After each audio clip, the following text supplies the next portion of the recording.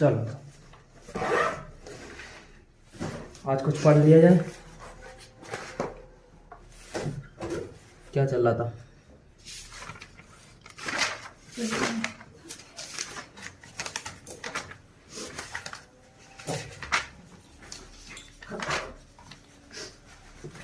हाँ, पुष्प आकर्षित क्यों होते हैं, आकर्षक क्यों होते हैं, ये बोल रहा था मैं, है ना? समझ में आया? वो आकर्षक अपने आप को बनाते हैं आकर्षक, ताकि कीटों को अपनी तरफ आकर्षित कर सकें।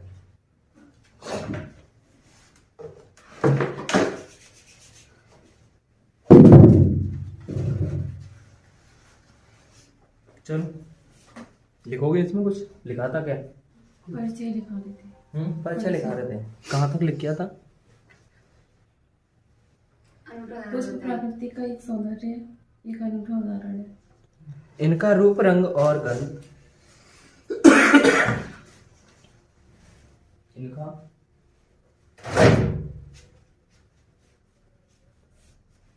रूप, रंग और गंध हमें आकर्षित करती है।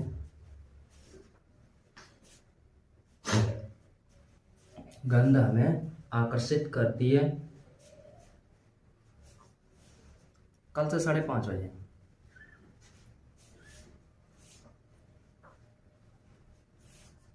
पाँच बजे कोई नहीं आ रहा है यहाँ पे। 5:30 बजे इतनी जल्दी है, तभी पापा चिल्लाते हैं इतनी कोई जल्दी। नहीं। कोई नहीं। पुष्प केवल पुष्पी पादपों, ठीक है। इतनी जल्दी मत करिए। पुष्प केवल हमें आकर्षित करते हैं। पुष्प केवल पुष्पी पादपों या आवृतबीजी पुष्पी पादपों या आवृतबीजी का एक विशिष्ट गुण है। देखो, 2 प्रकार के पौधे होते हैं आपके, एक आवृतबीजी पौधे, एक अनावृतबीजी पौधे। आवृतबीजी का एक विशिष्ट उदाहरण है, यानी जिस पर फूल लगते हैं वो आवृतबीजी पौधे हैं, जिन पे पुष्प नहीं होते वो अनावृत। ये सबसे बड़ा कॉमन सिम्टम है इनका।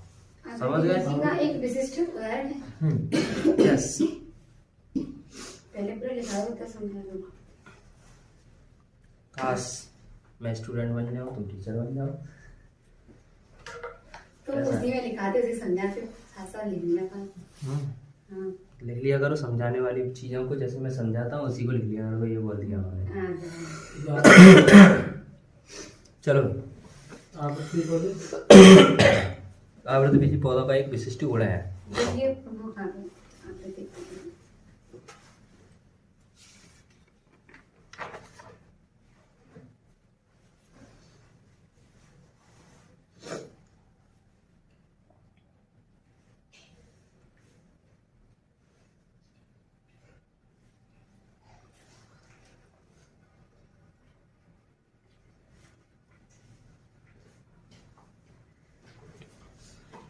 हेडिंग डालो।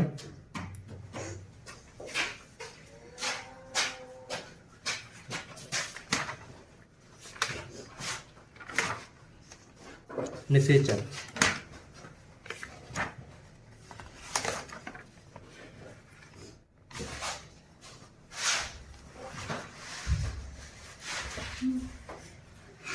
और इसमें लिख दो, युग्मकों का संलयन निषेचन कहलाता है। Good morning, good morning, good morning.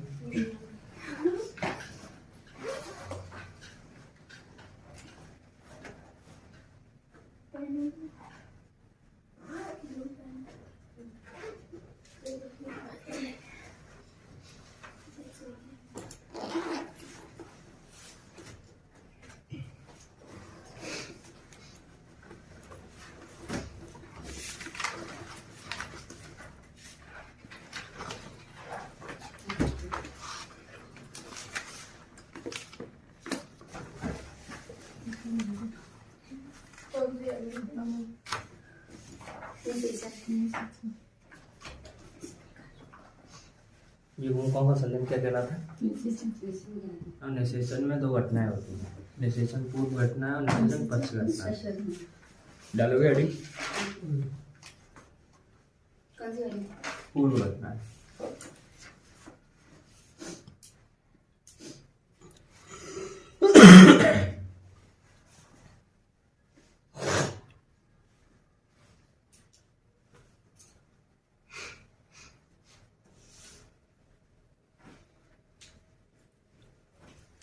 इसमें लिखो फर्स्ट पॉइंट करके पहले की घटनाएं क्या क्या होती हैं। पुंकेसर,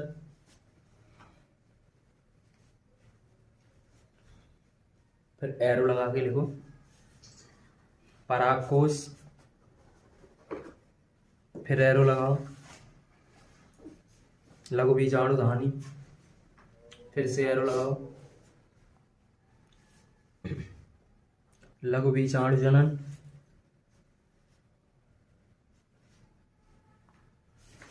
क्या लिखा? लघु बीजाणु जनन। हाँ, फिर एरो लगाओ। लघु बीजाणु, फिर एरो लगाओ। परागकण का विकास,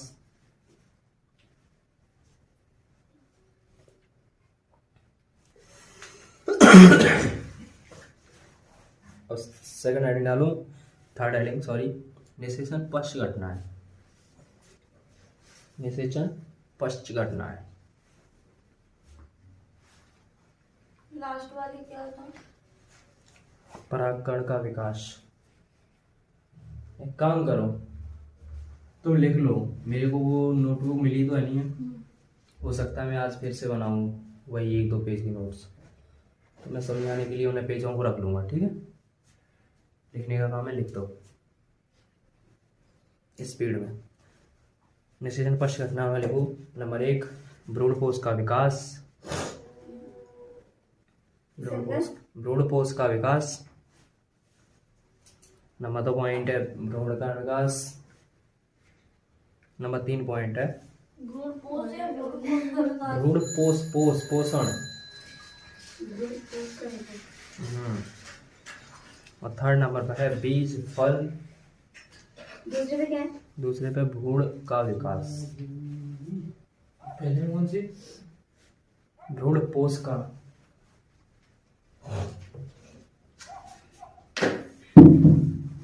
चलिए नमस्ते। नमस्ते।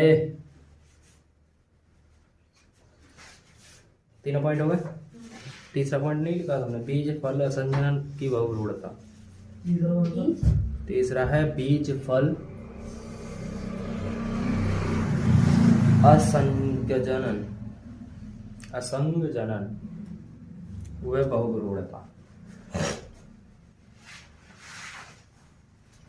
देखो यहाँ निषेचन पूर्व घटना देख लो जरा।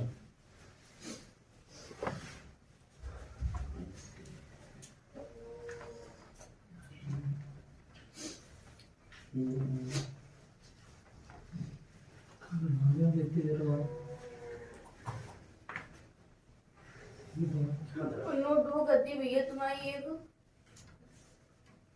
बबल बन रही रहती। इस चैप्टर के हाँ वही नोटबुक नहीं मिलते मुझे। फूल वगैरह बन रहे थे, एक साइकिल दिखाई थी मैंने, याद हो तुम्हें वो मुझे वो दिख नहीं रही। कोई ले गया, क्या करेगा, 2 पेजेस के लिए लड़ते यार। मैंने ये नोट्स बनाए थे पिछले साल इस चैप्टर के लिए, इजी से इजी। जितना हो सका मैंने उतना इजी किया। मात्र शायद 2-3 पेजों में मैंने खत्म कर दिया था इस चैप्टर को, और 1-2 लाइन की हेडिंग में। बहुत मेहनत से किए थे, एक दिन पूरा लग गया था मेरा।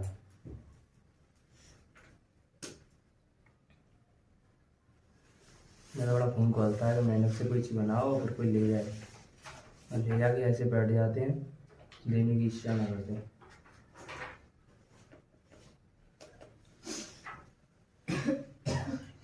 याद आएगा तो छोड़ूंगा थोड़ी ना। क्या था हमारा सबसे पहले निषेचन पूर्व।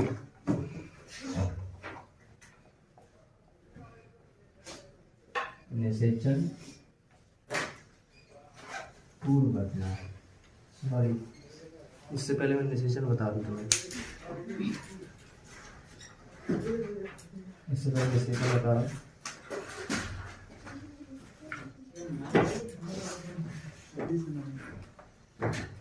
डिसीजन क्या है?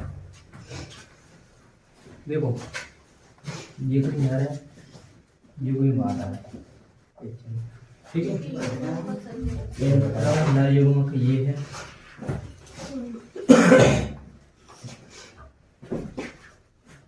ये मादा युग्मक का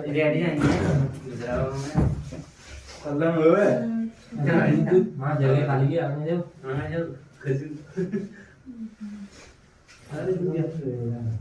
ये आपके क्या है? युग्मक कैसे होते हैं? द्विगुणित। फिर क्या किया जाता है इन्हें? हैप्लॉइड यानी अगुणित।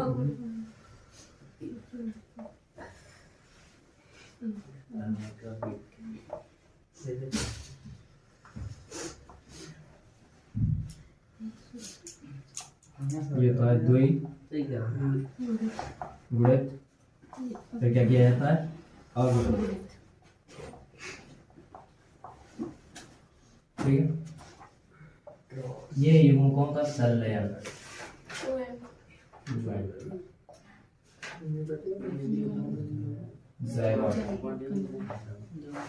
क्या कहलाता है? समझो ही, निषेचन क्या कहलाता है? इधर देखो, ये निषेचन है। निषेचन क्या है? सबसे पहले समझो, नर युग्मक मादा युग्मक। नर युग्मक मादा युग्मक होते कैसे हैं? द्विगुणित यानी 2 and 2 and।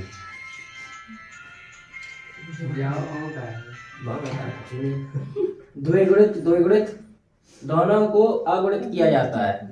क्या किया जाता है? हैप्लॉइड किया। समझ गए?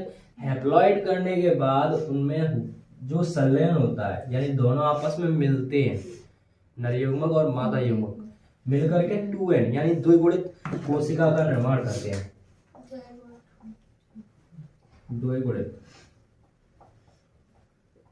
द्विगुणित कोशिका का निर्माण करते हैं। ये क्रिया क्या कहलाती है? समझे? नहीं समझे? लंबे लंबे दो लोग उठ के आओ। अरे आजा, नहीं आ रहा? उठ गया? उठ गया?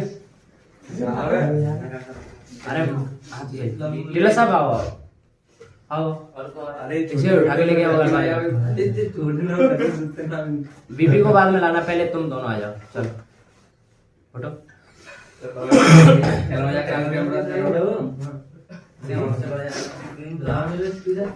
हाथ गई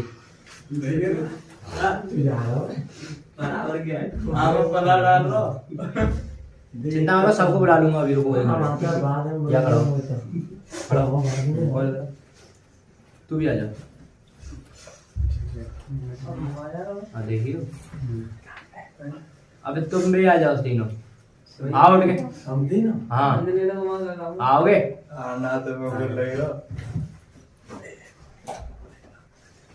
सिर्फ तुम दोनों को आना है। अभी बीपी तू रहना, यहीं पे रहना। अभी तुझे बुलाऊंगा। और क्या? और क्या? तू इधर आ जा। नहीं, तुम दोनों साथ में गले में डालो, एक दूसरे के गले में डालो। तू भी डाल गले में डाल। ठीक है, अब ये देखना, यहाँ से इधर ये जो लंबे लंबे हैं ये नर हैं और ये छोटे छोटे ये मादा है। समझ गए? लड़के लड़की। अब पुष्प में बाद में समझ लेना, सपोज दैट पुष्प ही है ये। समझ गए? अब नर युग्मक द्विगुणित होते हैं, मादा युग्म भी द्विगुणित होते हैं। यानी उनके गुणसूत्र द्विगुणित का मतलब यानी 23 जोड़े होते हैं। 46 गुणसूत्र होते हैं, 23 जोड़े होते हैं ना, जाहिर सी बात है।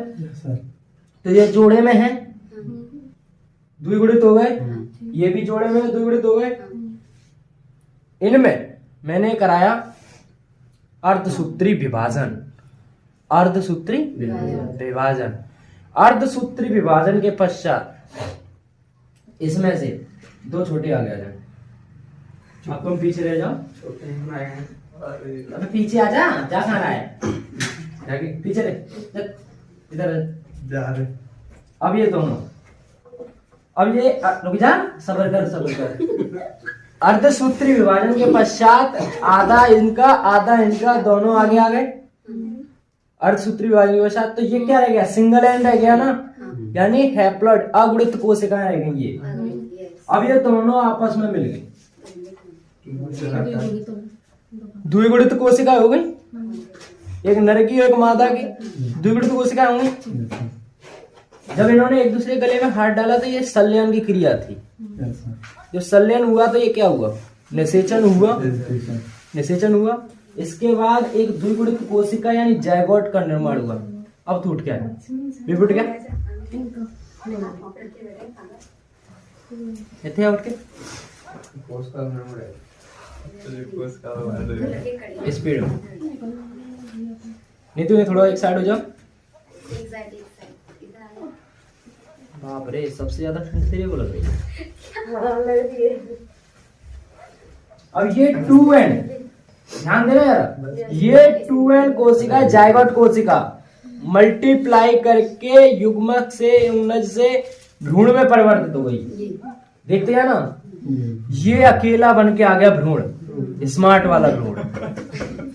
समझ गए? यानी अभी इस जायगोट से भ्रूण का निर्माण होगा। खत्म, निषेचन हो गया तुम्हारा। हाँ, यानी एक बात याद रखो, ये बेटे इसमें कोई डाउट हो किसी को तो भी पूछो निषेचन में। नो डाउट, ठीक है। अच्छा, इससे पहले की घटना है और बता दूं, निषेचन पूर्व घटना। निषेचन पूर्व घटना।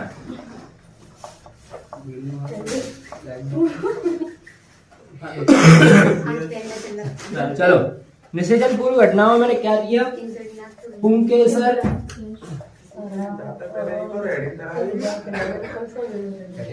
इससे आगे क्या दिया था? परागकोश, फिर क्या दिया था? लघु बीजाणुधानी,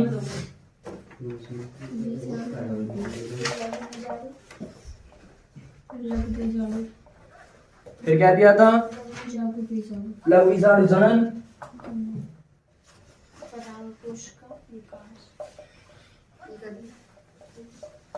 फिर क्या दिया था?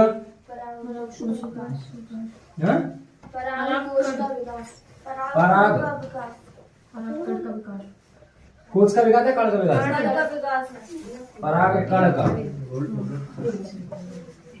का विकास, और फिर पराग कोशिका। नहीं लिखना है, पराग कण का विकास तक लिखना है। लघु बीजाणु जनन, फिर लघु बीजाणु, एक रह गया हमारा बीजाणु, फिर ठीक। देखो पुंकेसर क्या है? सबसे पहले पुंकेसर यानी आपके निषेचन से पहले इन चीजों का निर्माण होता है, तब आपका निषेचन के लिए तैयार होते हैं ये लोग।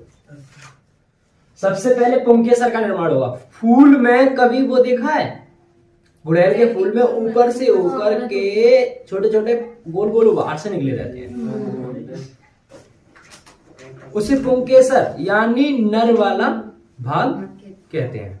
समझ गए? ध्यान देना। उसके बाद है पराग कोश का निर्माण। जहां पर पराग कणों का निर्माण होता है उसे पराग कोश कहते हैं। जैसे आपका स्पर्म का निर्माण टेस्टिस में होता है, यानी शुक्राणुओं का निर्माण किसमें होता है? वृषण में होता है। समझ गए? वैसे पराग कणों का निर्माण कहाँ होता है? पराग कोश में होता है। फिर लघु बीजाणु धानी का निर्माण होता है, फिर उसके बाद लघु बीजाणु जनन होता है। समझ गए? लघु बीजाणु जनन क्या है? उनमें कोशिका विभाजन करके मल्टीप्लाई करके बहुत सारे ओवा और आपके सेंटर कोशिका वगैरह बनाती हैं, समझ गए। अब इसके बाद है लघु बीजाणु, यानी आपका कहने का मतलब यह है पराग कण का निर्माण कर देते हैं। पराग कण का जब निर्माण हो जाता है उसे क्या कहते हैं? पराग कण का विकास। निर्माण के बाद क्या होगा? उसका विकास, यानी वो क्या होगा? मैच्योर होगा। जब मैच्योर हो जाएगा तब वो उठा के पटक दिया जाएगा। अभी थोड़ा थोड़ा समझना है, अभी मैं यहाँ पे एक डायग्राम बनाऊंगा तब समझ में आएगा तुम्हारे। अब देखना यहाँ पे, ये तो गई पूर्वी घटना है, यहाँ पश्चिमी घटना भी है। पश्चिम घटना है, पश्चिम घटना में क्या है? भ्रूण कोश का विकास। भ्रूण कोशिका विकास। इसका भ्रूण विकास। कोश है, कोश है, कोश है। कोश। और भ्रूण का भ्रूण विकास। का विकास। भ्रूण का विकास। बीज फल। और क्या? असंग जनन का। असंग जनन का। असंजनन का बहुभ्रूणता। वह बहुभ्रूणता। बहु भ्रूणता। जब निषेचन हो जाएगा, जब निषेचन हो जाएगा उसके बाद क्या क्रिया चलेगी? उसके बाद चलेगी सबसे पहले भ्रूण के पोषण के लिए भ्रूण कोश का विकास होगा। यानी ऐसा कोई चीज चाहिए जिससे भ्रूण को पोषण मिले। जब आपके अंदर, यानी आपके अंदर नहीं, सॉरी, फीमेल्स के अंदर जब बेबी डेवलपमेंट होता है सबसे पहले क्या निर्माण होता है? माँ से, गर्भ से बच्चे के लिए फूड के लिए एक नली तैयार होती है, जैसे प्लेसेंटा के द्वारा होकर जाती है। प्लेसेंटे का निर्माण होता है, समझ गए? तभी तो पोषण मिलेगा माँ से। हाँ, अपरा ही होता है प्लेसेंटा, कंफ्यूजन नहीं करनी है ज्यादा। यानी भ्रूण पोष का विकास सबसे पहले, क्योंकि आपके भ्रूण को पोषण चाहिए, खाना वाना तो चाहिए। फिर होता है भ्रूण का विकास, उस भ्रूण पोषण से भ्रूण का विकास होगा।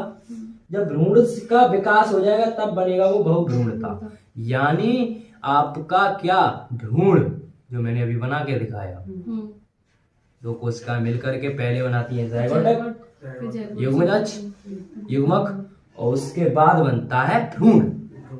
समझ गए? पहली कोशिका तो जायगोटिक कोशिका होगी, लेकिन इसके बाद जो बनेगा वो बनेगा आपका भ्रूण। जो जैसे बीपी बन गया था, बीपी बना था, भ्रूण बन गया था। समझ गए?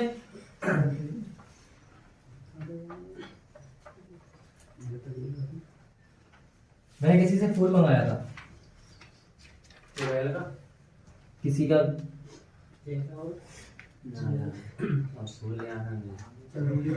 है मेरे पास फूल। ये फूल आया था, मैंने जाने नहीं दिया, मैंने एक दिन समझाने काम आएगा। चलो समझते हैं इससे फिलहाल के लिए। सपोज दैट आपके पास ये गुलाब का फूल है, पेड़ का टूटा हुआ, ओरिजिनल वाला, लोकल वाला मत समझना। इमेजिन कर लो कि हाँ ये मेरे पास ओरिजिनल वाला फूल है, ये फूल है, ओके। इस फूल में कुछ भाग हैं,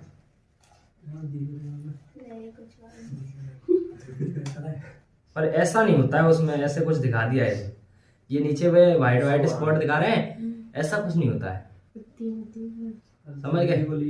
चलो इसके अंदर देखते कुछ है इसमें या नहीं। कुछ नहीं होगा इसमें, कुछ भी नहीं है। तो चल नर को निकाल के फेंक दिया, खाली है, नर है ही नहीं इसमें। यानी भैया अब मेरी बात सुनो, मेरी बात सुनो,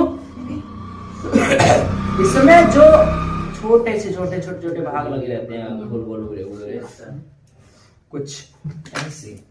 चलो मैं फूल बना ही लेता हूँ।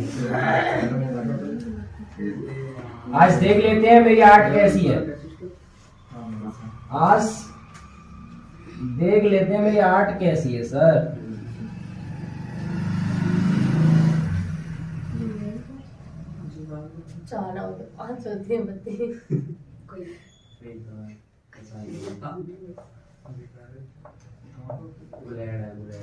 बुलेड है।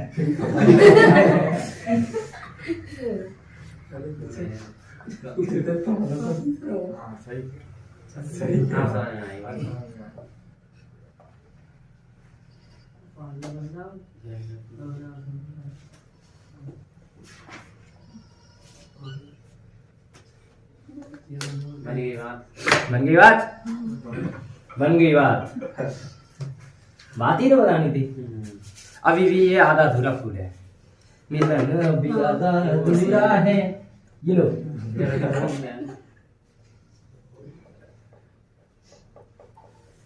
कुछ याद आया? ये तो देखा ही होगा सबने। कहो हाँ। ये देखो, ये आपके पास एक पुष्प है और जिस पुष्प पे कुछ ये भाग है, ये वाला जो पार्ट है ये मेल पार्ट है, याद रखना। और इस जगह पर ये आपकी जो गोल गोल उभार दिख रहे हैं ना, ये पराग कोश हैं। ये क्या है? पराग कोश। और इनमें अंदर रखे छोटे छोटे कण क्या कहलाएंगे? जैसे हमने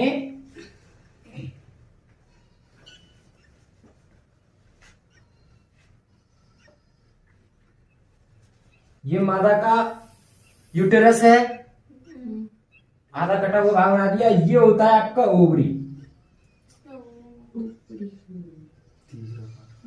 ओवरी अंडाशय, और यहां पर होता है अंडा, ओवा। यानी ओवरी में निर्माण होता है ओवा का, अंडाशय में निर्माण होता है अंडा का। वैसे ही पराग कोश में निर्माण होता है पराग कण का। समझ गए? और पराग कण बहुत छोटे छोटे होते हैं, नए नए से बिल्कुल दिखाई ना देते हैं, ऐसे ऐसे।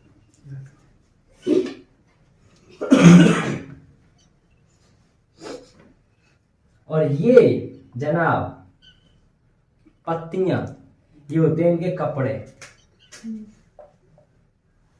वीआईपी वाले। मैं तो वीवीआईपी करूंगा, वीवीआईपी क्लॉथ। नाम का हो, सबके नाम लिखाऊंगा, सबके, एक एक चीज नहीं छोड़ूंगा। समझ गए? क्योंकि मुझे लिखाना है। ये भी होता है। अरे कुछ भी होता हो, भी हमें क्या रहना है इनमें। हमें तो बस ये दिखाना है कि इन्होंने अपनी सुंदरता बढ़ाने के लिए ये कपड़े पहन रखे हैं, सुंदरता बढ़ाने के लिए। यही बात मैंने कल बोली थी। सुंदर तो दिखना है, अति सुंदर दिखना है। मैंने बीबी से कहा था तो सुंदर बन ले, तो बीबी कह रहा हम तो देसी काफी है। मैं तो भी ठीक है, मैंने हमें तो बढ़ाना दिख रहा है मुझे तुझमें। समझे? यहाँ पर ये वाला भाग हो गया आपका कौन सा? अब इस फूल पे से जो पत्तियां तोड़ दी, हटाओ इन कपड़ों को, पत्तियां तोड़ दी। पत्तियां तोड़ने के पश्चात जो भाग हमें मिलेगा ऐसी उभरा हुआ, तुमने फूल गुड़हल का देखा? नहीं, गुड़हल का वो उसका, अरे नहीं, वो पीले कलर का गेंदे का, गेंदे की सबने पत्तियां तोड़ी हैं। कहो हाँ, तोड़ी हैं। चुप, ऐसा हो ही नहीं सकता कि तोड़ी ना हो। कौन सी पत्तियां? जो पीले कलर की फूल की पत्ती है पंखुड़ी, उन्हें तोड़ा जाता है कभी को उल्लाने के लिए, शादी विवाह फंक्शन में, और कहीं पार्टी वगैरह में, रिसेप्शन में, और जहां पर हमें वैसे भी मिल जाए ना हाथ में फूल, तब भी तोड़ी देते हैं। तब भी तोड़ी देते हैं, बचता नहीं है वो फूल के ऊपर की पत्तियां। पता नहीं कितना मजा आता है ऊपर से तोड़ने में, बहुत अच्छा लगता है तोड़ने के लिए। तो यहाँ से मैंने पत्तियां तोड़ दी। तो तोड़ने के पश्चात जो ऐसा सरफेस मिलता है, ऐसा ऐसा ऐसा ऐसा गोल गोल मिलता है, वहां से लेकर के स्टार्ट होता है वहां तक, जहां तक नीचे ऐसे करके वो जो गोल गोल वाला है ना, वो ऐसे करके रखा रहता है उसमें। तो जो गोल छोटे छोटे कण होते हैं। चुप, अभी बात आगे बढ़ी नहीं, उससे पहले आगे बढ़ जाते हैं। जो गोल गोल उभार होता है उसे कहते हैं हम फीमेल ऑर्गन, यानी मादा का जनन भाग। क्या कहते हैं उसे? यानी फूल को दो भागों में डिवाइड कर दिया। ऊपर वाला ये वाला भाग होगा आपका नर का, और यहाँ से स्टार्ट होगा वो ये वाला आपका मादा का। मादा के अंदर क्या बनना है, नर के अंदर क्या बनना है, लघु बीजाणु दानी क्या होती है, लघु बीजाणु जनन क्या होता है, इनके नाम क्या होते हैं, सब लिखना पड़ेगा।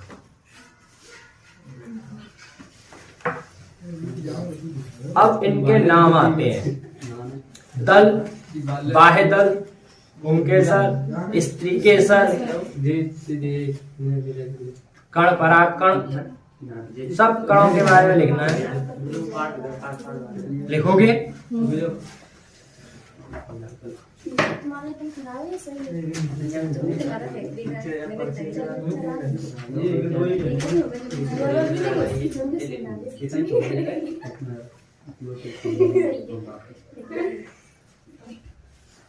सबसे पहला भाग,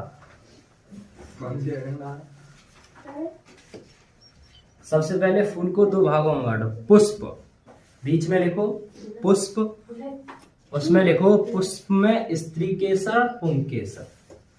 तो हेडिंग में सबसे पहली हेडिंग डालो आपकी, कोई सी भी डालो, स्त्री केसर डालो, पुंकेसर डालो।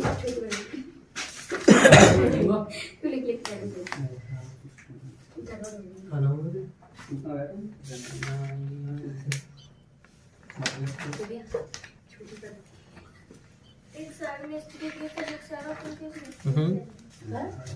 क्या इसे अंतर अंतर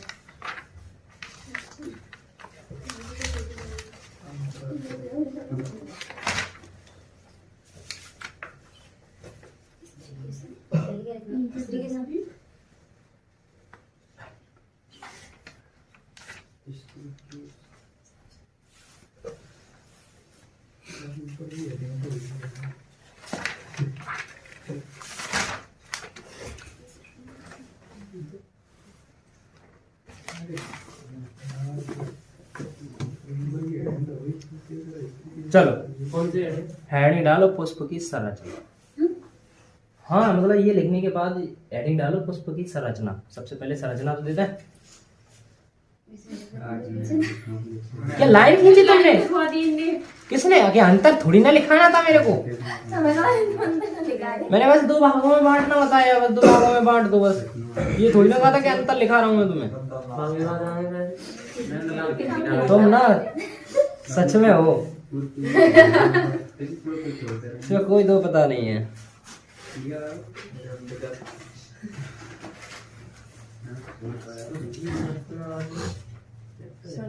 हेडिंग डालो बाह्य दल। हाँ तो संरचना में ही बाह्य दल डालो। नंबर 1। वाह वाह वाह वाह। बाह्य दल में लिखो, यह पुष्प में सबसे बाहरी चक्र होता है।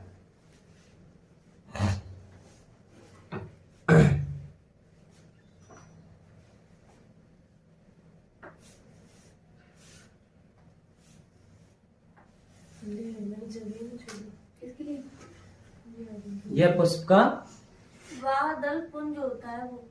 एक मिनट, हम बोल रहे हैं वो लिखो, तब बताएंगे क्या होता है और कौन होता है और क्यों होता है, समझे?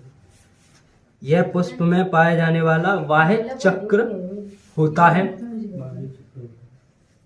आगे लिखो, इसकी एक इकाई वाहिद दल कहलाती है।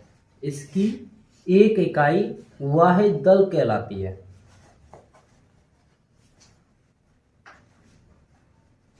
क्या कहलाती है? वाहिद दल। यह वाहिद दल सामान्यतः हरे रंग के होते हैं।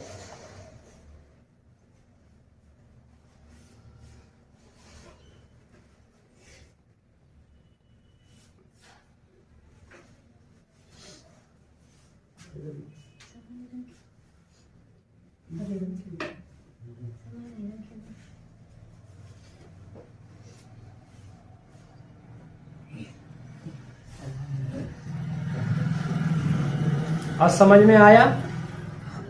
वाहिदल का कौन सा भाग है? बाहरी चक्र है, लेकिन कौन सा भाग कहेंगे? हरे कलर वाला। बैंगन देखा है? उसके नीचे ऐसे करके ऐसे लगा रहता है, ऐसे करके लगा रहता है, जो हरे कलर का हुआ क्या होगा? वाहिदल। और हरे कलर का कारण होने का कारण क्या है? हरे कलर का कारण बताओ मुझे, क्या कारण है कि हरे कलर का हो? हरे से क्या फायदा है? बस छोटे से पढ़ते आ रहे हो हरे कलर को।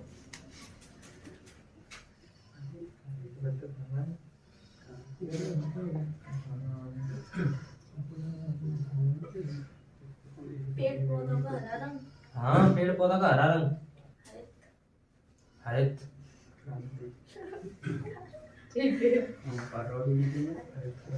बताओ, हो गया? और लगता है तुम्हारा हो गया, गिर पड़े तुम। बताओ, डूब गई लड़िया तुम्हारी। हे भगवान, पेड़ पौधों का हरा रंग किस लिए होता है, क्यों होता है, यही तो पूछा मैंने।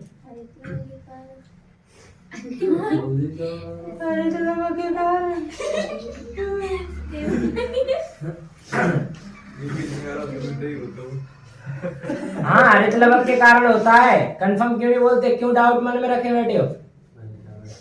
क्लोरोफिल इंग्लिश में बोलते हैं इसे। हरित लवक के कारण होता है, लेकिन क्यों करते हैं ये हरा रंग?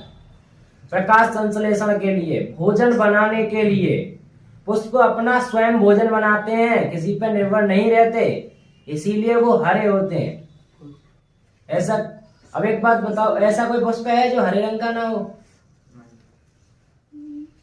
होंगे तो वो दूसरे पर आश्रित, लेकिन वो अलग अलग कलर के होते हैं। फूलों को अगर खाना बनाना है तो खाना चाहिए।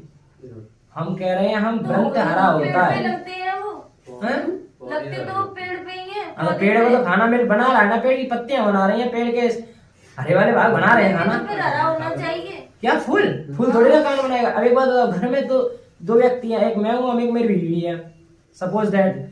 अब हम दोनों खमा करके खा रहे हैं और अपने बच्चे को खिला रहे हैं। अब ये थोड़ी ना कह दिया कि हमारा बच्चा भी मतलब खाना बनाएगा और वो भी खाएगा, तो उसे भी तो हरा होना चाहिए। नहीं, मतलब ये भी कोई बात है कि हरा होना चाहिए? और ये वो संतति है, ऑर्गन है। अब ये बात थोड़ी ना कहेगा स्टेम थोड़ी ना हरा होता है, सिर्फ और सिर्फ हरा तो सिर्फ पत्ती होती है। खाना भोजन बनाने के लिए सिर्फ पत्ती होती है, जो स्टेम तना थोड़ी ना बनाते हैं, तना थोड़ी ना, रंध्रों में तना थोड़ी बनाते हैं। बताओ, तना खाना बनाते हैं? पत्ती बनाती है खाना, जो पूरे पौधे को दिया जाता है। समझ गए? रूट को चाहिए दो विभाजन होकर के आगे वृद्धि करने के लिए, पेड़ को चाहिए आगे वृद्धि करने के लिए, पानी की अवशोषण चल रहा है, मतलब सारी क्रियाएं चल रही हैं। अब ये सारा काम ना तुम्हारा फर्स्ट ईयर का था, सच बात तो ये, और तुमने हाउ में निकाल दिया है, समझे? सच बात तो ये है। देखो, अगर मैं बताऊं, थोड़ा सा बता ही दे रहा हूं तुम्हें, वरना तुम मेरे को पूरे चैप्टर में खा जाओगे। पर नारा हुए तुम, ना बजेगी तुम्हारी बांसुरी, रोज टाटा करते रहते हो, तुम्हें खत्म कर देंगे हम। देखो, एक पौधा है, ध्यान से सुनना, ये लिखना नहीं है, ये फर्स्ट ईयर का सिलेबस में पहुंच गया मैं।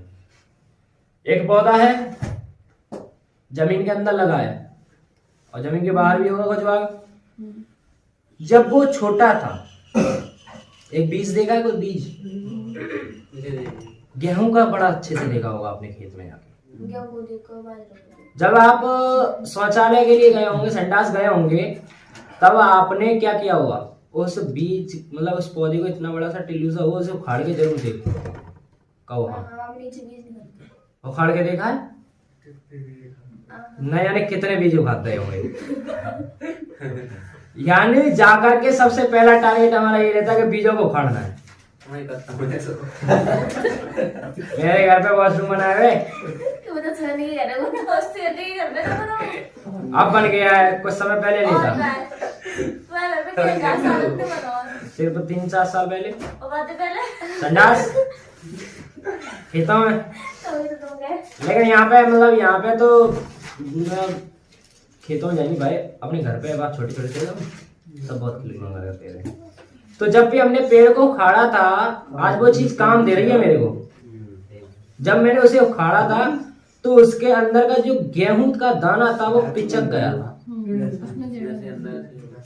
खत्म। यानी आपके उस बीज में फूड था, और फूड किसके लिए था? उसमें हो रहे युग्मक के निर्माण के लिए। चुप। बीज का दाना होता है, उसमें पोषण होता है, तुमने खाते हो तुम लोग। लेकिन जब वो अंकुरित होता है तब उसे कोई खाना देने वाला नहीं होता।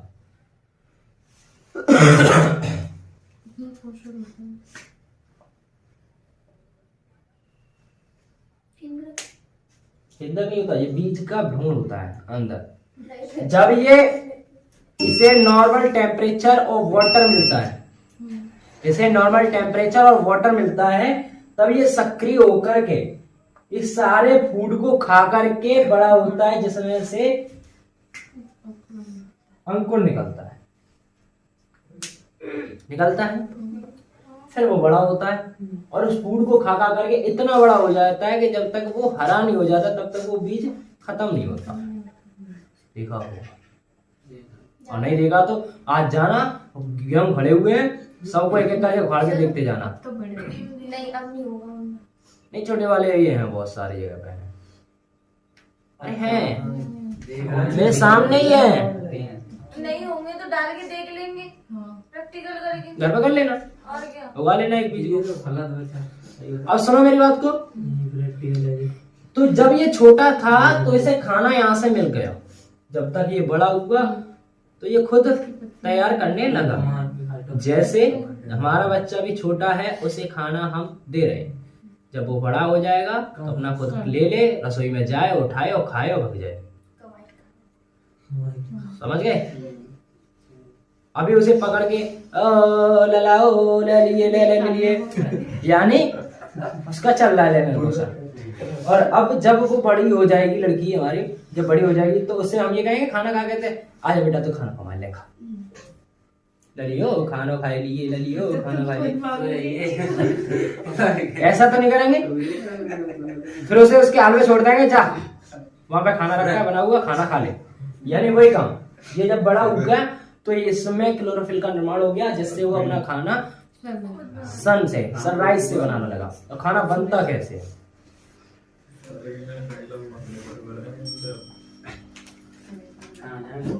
ये कोई पौधा है, देखो ये कोई पौधा है, पौधे की पत्ती हरी है, हरी होती है क्लोरोफिल के कारण।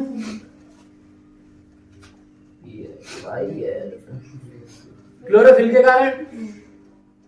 के कारण पत्ती का रंग हरा है, और यहां से निकलती है roots, primary root, secondary root, tertiary root में मिलेंगे रूट टिप।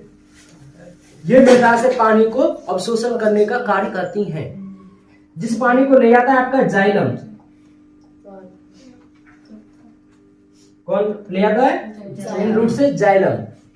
जब पानी जाइलम, अब मैं तुम्हें देखो पानी कैसे शोषण होता है। ये रूट हो गई आपकी,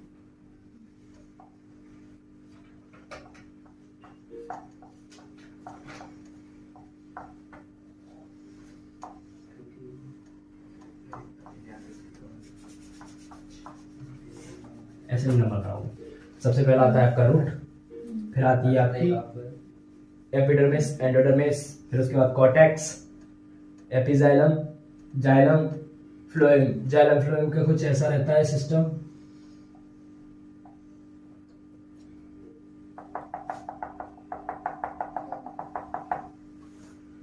एक भाग जाइलम का होता है, एक भाग आपका फ्लोएम का होता है, और बीच में कैम्बियम की परत होती है।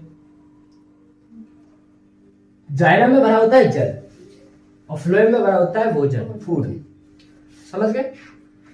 अब ये पानी को नीचे से ले जाते ऊपर। अब पानी प्रेशर कैसे होता है ऊपर की तरफ? पानी कैसे जाता है सर? रूट से ऊपर को कैसे पानी जाएगा? हमने तो कभी देखा नहीं कि पानी नीचे से ऊपर को जा रहा हो। तो तुमने देखा होगा जैसे चूसक दाव, तुमने पानी को सूत के जमीन पे फेंका है ऊपर से, तो ऊपर से नीचे तक अपने आप चलता रहता है बगैर मोटर के। चलाया होगा? अरे पाइप से खींच के ऊंची जगह से नीचे की तरफ लाए होगे ना, अपने आप चला होगा।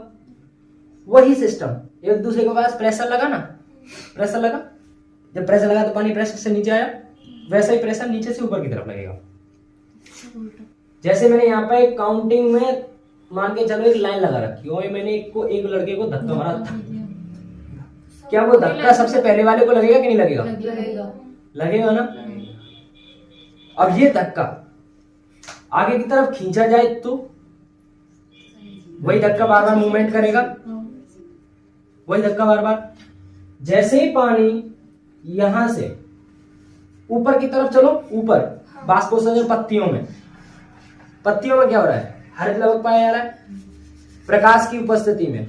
प्रकाश से क्या हो रहा है? पानी को खींचा जा रहा है।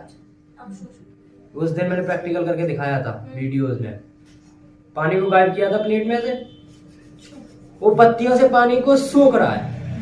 कौन? सूरज पत्तियों से पानी को सोख रहा है, यानी वेपर हो रहा है, भाप हो रहा है, भाप बन रहा है। जब वो पानी भाप बन रहा है तो नीचे से चूसक दाब बनेगा। जैसे आपके सिरिंज देखिए, सिरिंज, अगर सिरिंज को ऐसे उंगली से दबा लो तो खींचो तो खींचती नहीं है, अगर उसको पानी में रख दो तो खींचो तो पानी खींचा चला आता है। ऐसे ही करके ऊपर भाप को खींचा जा रहा है, फिर इन पे फोर्स लगने लगा पानी का, तो धक्का लगने लगा पानी का। समझ गए? अब एक ने दूसरे को दिया, दूसरे ने तीसरे को दिया, तीसरे ने चौथे को दिया, ऐसे करके धक्का लगने लगा और फिर एक फ्लो बन गया, एक माध्यम बन गया। जैसे एक माध्यम बना तो जाइलम जल को पत्तियों तक ले जाने लगा और पत्तियों में बन रहा फूड, खाने को, फ्लोएम नीचे लाने लगा, जड़ों को देने लगा। क्योंकि जड़ डैमेज होती हैं। डैमेज कैसे होती हैं? जैसे उंगली है, मैं इसमें बार बार करूं तो मेरी उंगली में लगेगी ना, डैमेज होगी। जब डैमेज होगी उसी तरीके से ये आपकी रूट बड़ी होती हैं तो जमीन के अंदर मृदा के कण में जब टकराएंगी तो क्या होगा? ये डैमेज होंगी। ये वृद्धि करने के लिए इनमें कोशिका होती है मेरिस्टेमेटिक। ये कोशिकाएं विभाजन करके आपकी रूट की लंबाई को बढ़ाती हैं। मजाक में मत ले, तेरा मजाक बन जाएगा। रूट की लंबाई को बढ़ाती है मेरिस्टेमेटिक सेल। जब मेरिस्टेमेटिक सेल जब रूट की लंबाई बढ़ाती है तो वहां पर कोशिका विभाजन के लिए खाना तो चाहिए, तो खाना आपका बनता है पत्तियों में। समझ गए? तो जो चीज हम निर्भर रहते हैं इन पेड़ पौधों के पास, ऐसे ये निर्भर रहती है पत्तियों के पास। इनका भी निर्भर है पत्तियों से। समझ गए? तो इन्हें भी खाना कहां से मिलेगा? पत्तियों से। पत्तियों में फूड बन रहा है, बनने की साइकिल होती है आपकी, मैं बता दूं।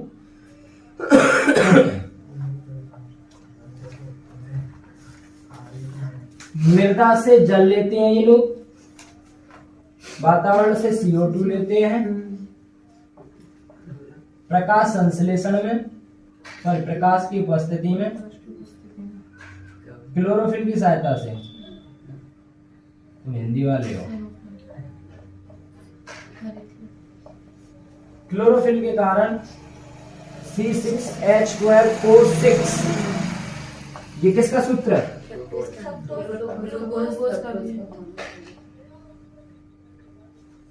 ग्लूकोज है। हम खाने में ग्लूकोज लेते हैं।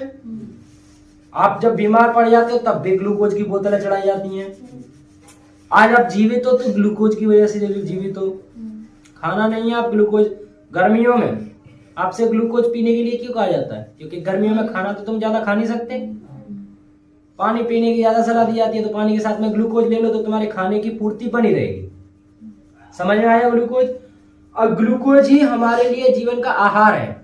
हम जब खाना खाते हैं उससे भी ग्लूकोज मिलता है। समझ गए? प्रोटीन से भरपूर क्या है? ग्लूकोज है।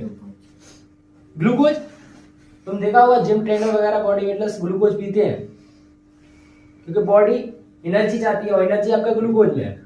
और रिएक्शन बैलेंस करना तो तुम्हें आता होगा। अंडे में भी ग्लूकोज होता है। अंडे में विटामिन और वो है प्रोटीन। सबसे ज्यादा प्रोटीन सही कह रहे हो? इधर देखो जरा।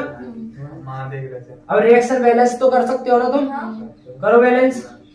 रिएक्शन बैलेंस करो। केमिस्ट्री वाले सर का नाम बदनाम ना हो जाए, बता रहा हूँ। अगर ऐसा हुआ तो आज मैं शिकायत करूंगा उनसे। रिएक्शन बैलेंस करो। कहाँ पे 6 का गुणा? यहाँ पे 6 का गुणा कर दिया, 12 H2 हो गए।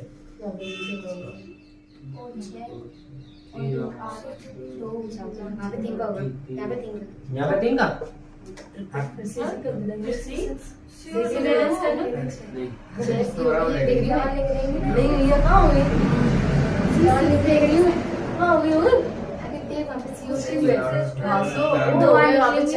थोड़ी होगी सर। हिस्ट्री 6H12 O6 दो बार निकलते हैं सब क्रिया, तब ये बैलेंस पूरी होती है। तो बताओ ना, दो बार एक और बार लिखो ना। अच्छा मतलब दो और एक और बार लिख दूं तो बैलेंस हो जाएगी? एक और लिखूं? देख लेना फिर, मैं बता रहा हूँ। आयरन का रस कह रहा है मुझे।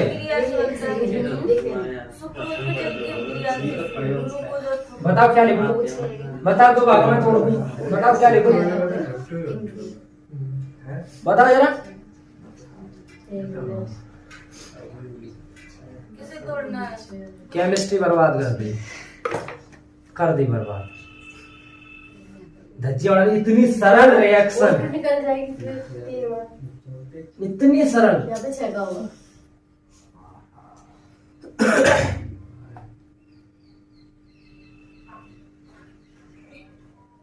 अब तुम, मैं बता ही नहीं रहा। अब इस रिएक्शन को लिखो पेज पे, स्पीड में लिखो जल्दी, फटाफट ग्लूकोज वाली तो फटाफट स्पीड में।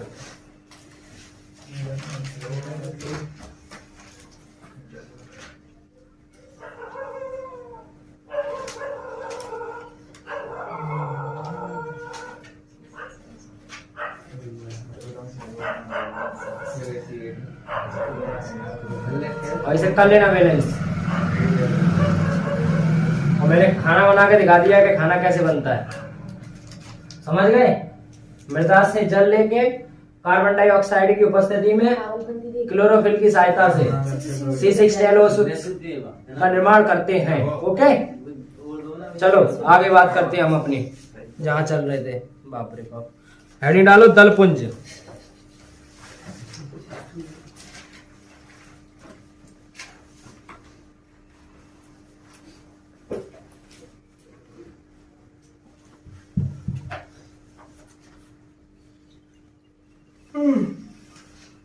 दलपुंज में लिखो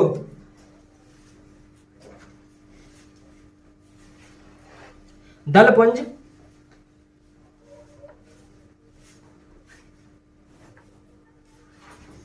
दलपुंज बाह्य दलपुंज के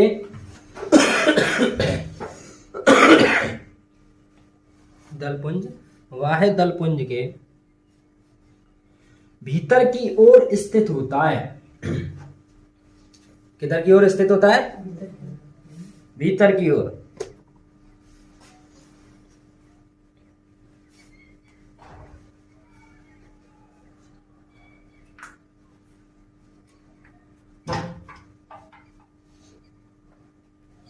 भीतर की ओर स्थित होता है। इसकी एक इकाई दल कहलाती है, जिसकी एक इकाई दल कहलाती है।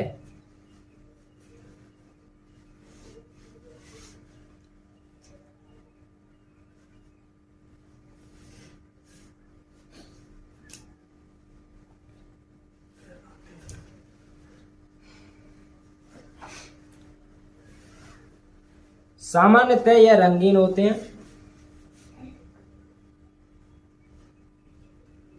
सामान्यतः ये रंगीन होते हैं।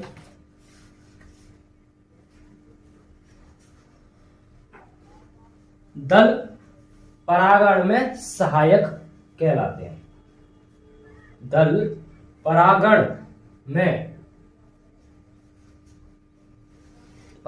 में सहायक कहलाते हैं।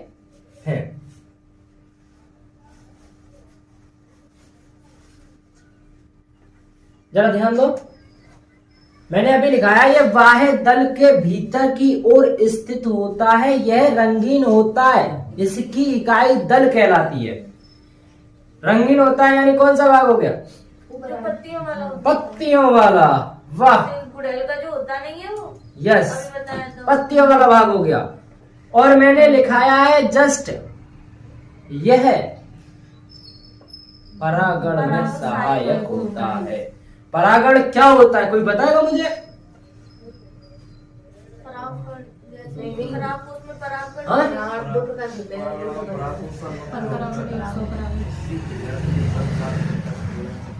परागण क्या है, बताओ। बता स्पीड में। परागणों का परागकोश से मुक्त होकर उसी प्रजाति के वर्त काव्य तक नयन क्रिया में परागण कहते हैं। हाँ, वर्तकाल तक जो वाला वो परागण जाते हैं उसे वर्तुका पर जो परागण गिरते हैं उसकी जो परागण प्रक्रिया होती है उसमें उसको सहायक मतलब सहायता करता है उसको बचाने में। देखो किसी ने अभी सही बोला था, इसने भी सही बोला है, इसका भी सही है, इसने थोड़ा आगे बोल दिया और किसी ने पहले बोल दिया था, लेकिन अपने आप को डाउट क्लियर नहीं था। जैसे परागण दो प्रकार का होता है, एक स्वपरागण एक परपरागण। एक तो स्वयं करता है और एक दूसरों के ऊपर आश्रित होता है। जैसे हम तो दूसरों के प्रति आश्रित हैं, हमारी कोई शादी करा देगा तो परागण कर लेंगे, तो हाँ वैसे होगी। वैसे परागण कहाँ से हो सकता है? कितनी बार शादी करेंगे? मन तो कर रहा है, ये मन है कि मानता नहीं,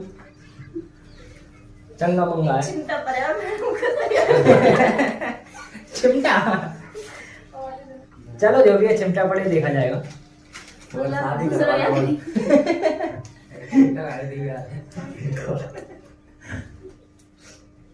ये टेम का है, वो केमिस्ट्री में सची जाए रिएक्शन ही पूछनी है, जल्दी बता क्या बच गई।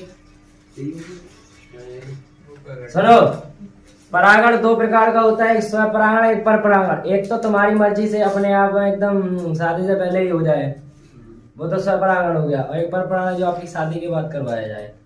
समझ गए? जबरदस्ती, समझे क्या और कुछ समझाऊं? आगे चले, अब पौधों में आ जाओ। पौधों में जो कण होते हैं ना परागकण, वो परागकण टूट करके अपने ही वर्तिकाग्र पर गिर जाएं, तो वह क्या होगा? परागण। वो भी कौन सा परागण? स्वपरागण। अच्छा, वह अगर उस पे परागकण थे और वो परागकण किसी और पुष्प पे जाके गिरे, या उस परागकणों को उठा करके किसी और के माध्यम द्वारा ले आ जाए, वहां पर क्रॉस कराया जाए, तो वो क्या होगा? परपरागण। जैसे गधा और घोड़ा, गधा और घोड़े में हमने क्रॉस कराया, वो क्या था? परपरागण। पर परपरागण सिर्फ पुष्पों के लिए होता है, क्योंकि परागकण उसमें है। यहाँ पे दूसरे प्रजाति के जीव हैं, वो परागण उसमें होता है, इनमें होता है अलग।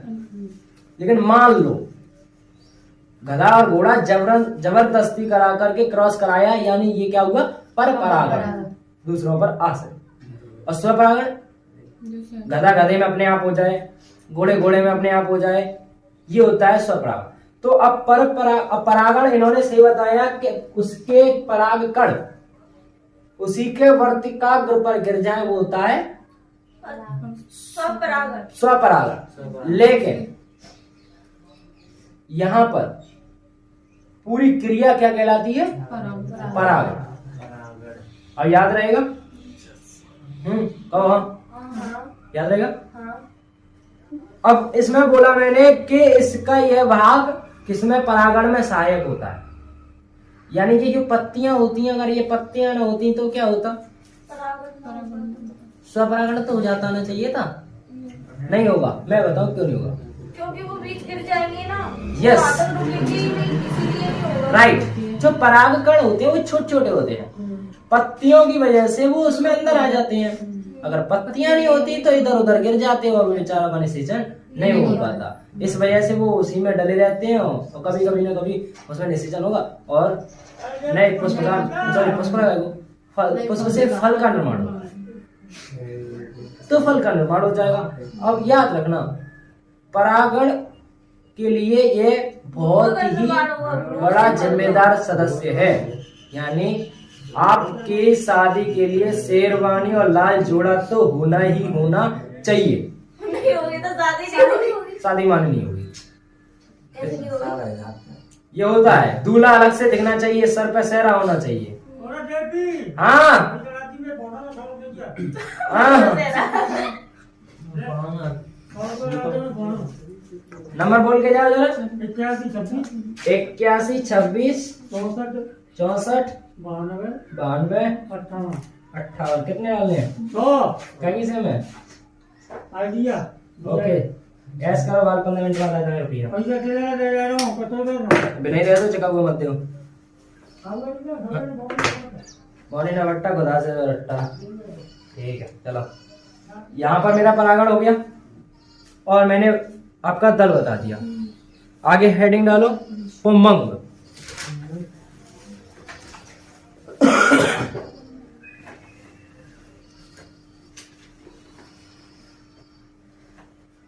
आज देखता हूँ 2 पेज की साइकिल बना पाऊंगा या नहीं बना पाऊंगा, बड़ी मेहनत लगती है, सोचूंगा क्या करूंगा, टिपिकल काम है। पुमंग में लिखो, यह दलपुंज के भीतर की ओर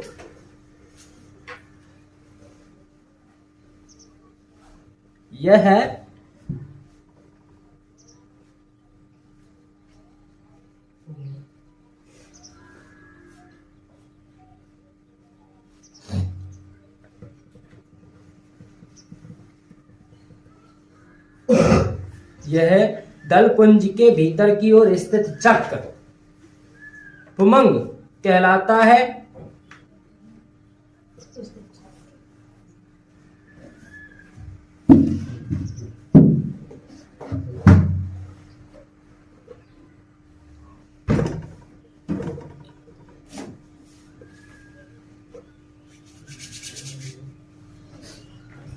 सुनो जरा, मैंने क्या बोला? इसकी इकाई क्या कहलाती है? पुंकेसर कहलाती है। देखो, इसकी इकाई पुंकेसर कहलाती है।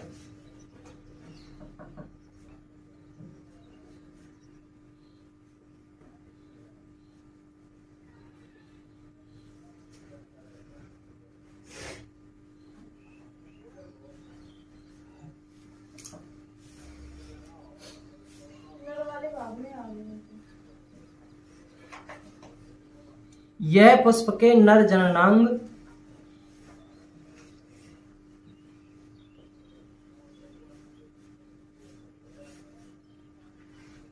यह पुष्प के नर के जननांग होता है।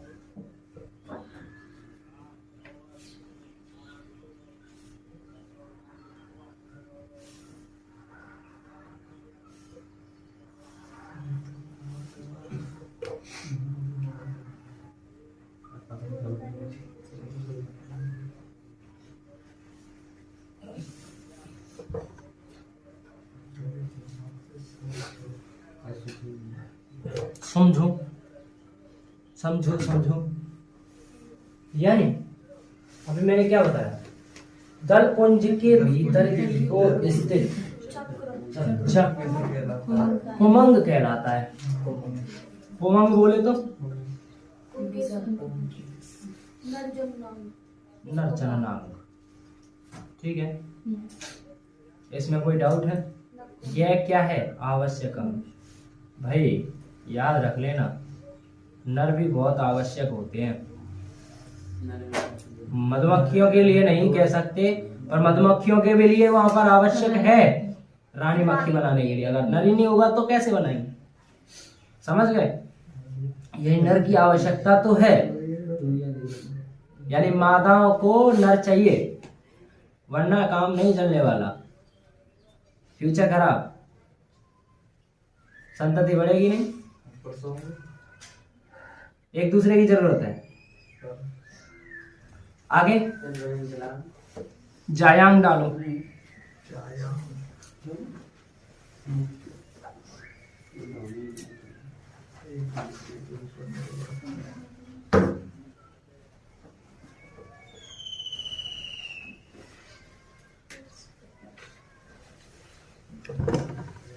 लिखो, उमंग के भीतर जायांग पाया जाता है।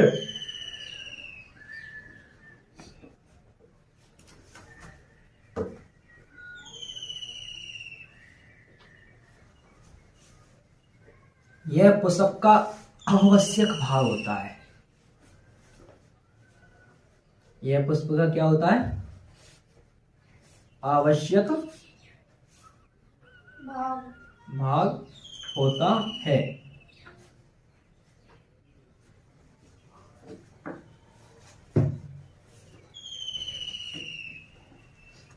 मादा जननांग कहलाता है।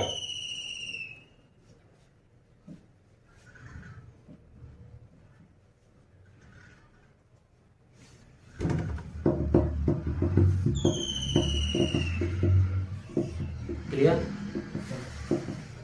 आगे इसमें नहीं सॉरी इसकी इकाई स्त्री केसर, इसकी इकाई स्त्री केसर कहलाती है।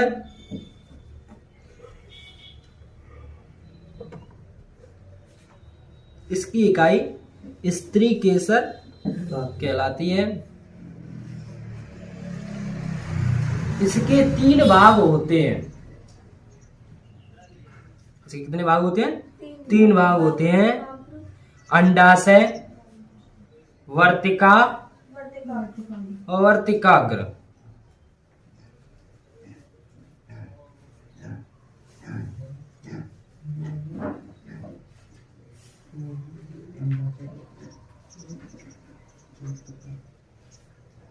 अंडप का फूला हुआ भाग अंडाशय कहलाता है।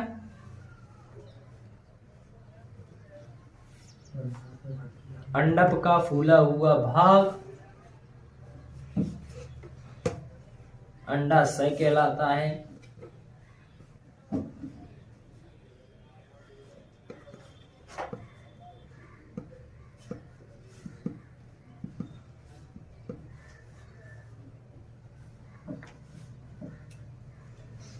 जिसमें बीजांड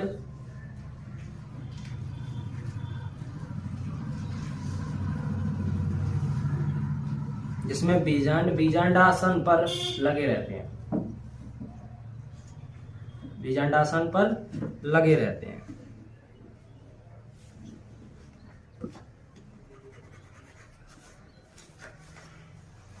ओके